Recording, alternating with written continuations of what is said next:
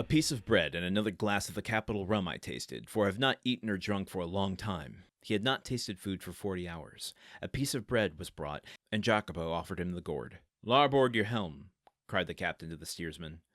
Dante glanced that way as he lifted the gourd to his mouth, then paused with hand in mid-air. "Hullo, what's the matter at the Château d'If?" said the captain. A small white cloud, which had attracted Dante's attention, crowned the summit of the bastion of the Château d'If. At the same moment the faint report of a gun was heard. The sailors looked at one another. "What is this?" asked the captain. "A prisoner has escaped from the Château d'If, and they are firing the alarm gun," replied Dante. The captain glanced at him, but he had lifted the rum to his lips and was drinking it with so much composure that suspicions, if the captain had any, died away. "Pretty strong rum," said Dante, wiping his brow with his sleeve. "At any rate," murmured he, "if it be, so much for the better, for I have made a rare acquisition." Under pretense of being fatigued, Dante asked to take the helm. The steersman, glad to be relieved, looked at the captain, and the latter, by a sign, indicated that he might abandon it to his new comrade. Dante could thus keep his eye on Marseille. "What is the day of the month?" asked he of Jacopo, who sat down beside him. "The 28th of February." "In what year?" "In what year? You ask me in what year?" "Yes," replied the young man. "I ask you in what year." "Have you forgotten, then?" "I got such a fright last night," replied Dante, smiling, "that I have almost lost my memory. I ask you, what year is it?" "The year is 1829, replied Jacopo. It was 14 years, day for day, since Dante's arrest. He was 19 when he entered the Château d'If, and he was 33 when he escaped. A sorrowful smile passed over his face. He asked himself what had become of Mercedes, who must believe him dead. Then his eyes lighted up with hatred as he thought of the 3 men who had caused him so long and wretched a captivity. He renewed against Danglars, Fernand, and Villefort the oath of impeccable vengeance he had made in his dungeon. This oath was no longer a vain menace, for the fastest sailor in the Mediterranean would have been unable to overtake the little tartan, that with every stitch of canvas was set flying before the wind to Leghorn. All right, I like this little comparison here at the end. I don't know that I would call it metaphorical necessarily, but this kind of mirroring of Dante's renewed vengeance being shown through the rapidity of how fast the vessel is going over the waves. Showing that, like, Dante, being one of the best sailors that's ever lived, apparently, is able to move the ship in ways that others can't. And right now, he is steering the ship with the determination not of just the ship, but the ship's movement is representative of his determination for vengeance. If we can envision this, I keep talking about this as a movie, but let's think larger canvas. This is a TV movie event from like the early 80s, let's say, and you are having a 5-night miniseries. This moment right here would be the end of part 1, I feel like. Although I just realized in saying that this book does have parts. So we haven't finished part 1 yet. Wait a minute. Oh, hold on. That just threw me through a loop and completely undid what I was about to say. Well, up to what we know of now, maybe there is going to be a better end of part 1 moment down the line, but having seen Dante go from one point in his life to another, seeing, going from 19 years old to 33 years old, that 14-year stretch, his imprisonment, the transformation, just the passage of time, everything he's gone through, you feel it in that moment, and that there's a new direction for him. And, I could see his knuckles tightening over that wheel as the ship starts to really move quickly across the waves. And you cut to that, you cut from those close-ups and you see the determination in his face, his eyes, his body. And then you cut to that wide shot of you seeing the ship going across the waves, perhaps away from the camera into the distance. And you're like, oh, we're going into some new uncharted waters now.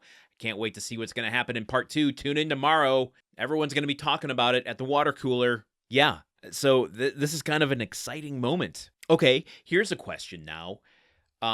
Will Dante take this crew to the island of Monte Cristo? Or is he going to have a moment where he has to decide if he's going to go it alone? That's kind of curious. And listen, I'm not about to go speculating or writing my own version of the story. The Dumas has made a fool of me so many times. Based on past experience, like they're going to come across pirates and pirates are going to blow this ship to bits with cannonball fodder. And Dante is going to find himself alone and washed up on the shore of the Monte Cristo Islanders. Something like that cannot be predicted is going to happen, I think. So there's not even really point in trying to. But I also want to just take a moment to really let this revelation of Dante understanding how much time has passed sit in.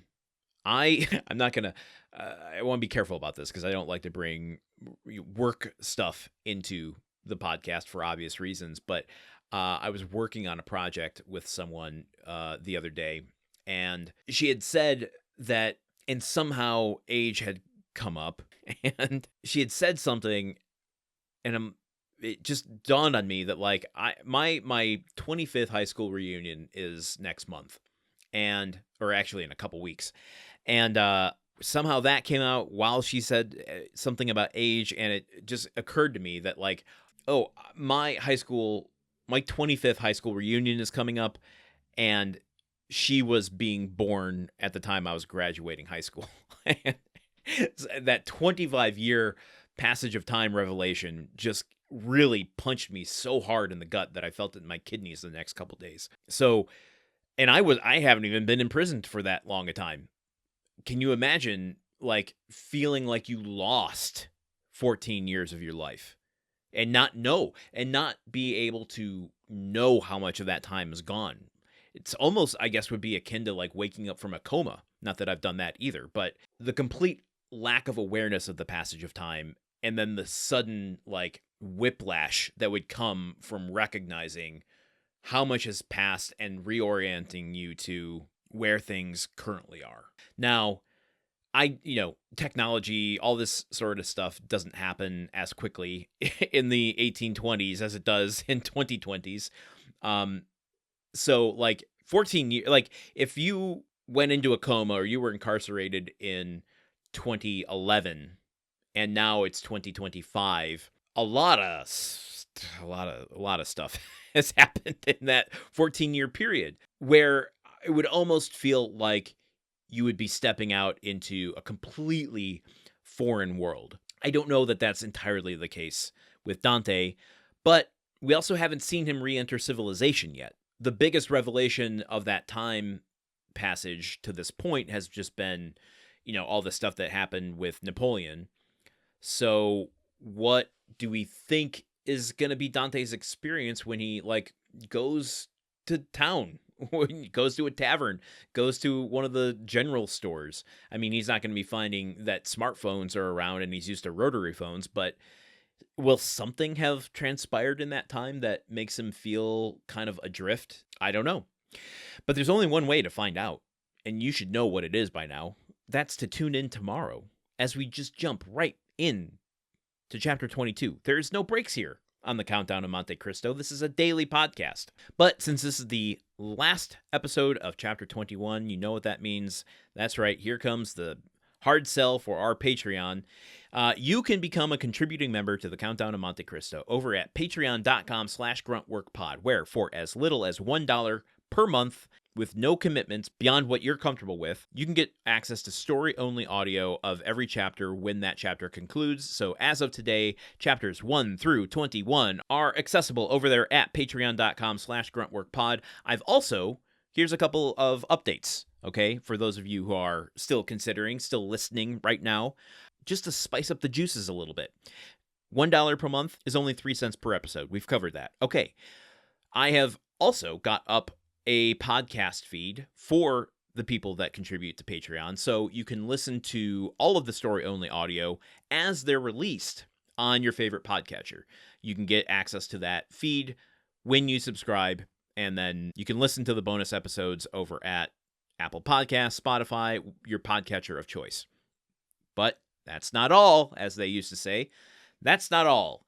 I have decided that since spooky season is one of my favorite seasons that's ever existed, I am going to provide some additional bonus episodes. We, in the past, have read in a kind of crossover with our Movie Memory Machine podcast that's also on the podcast network.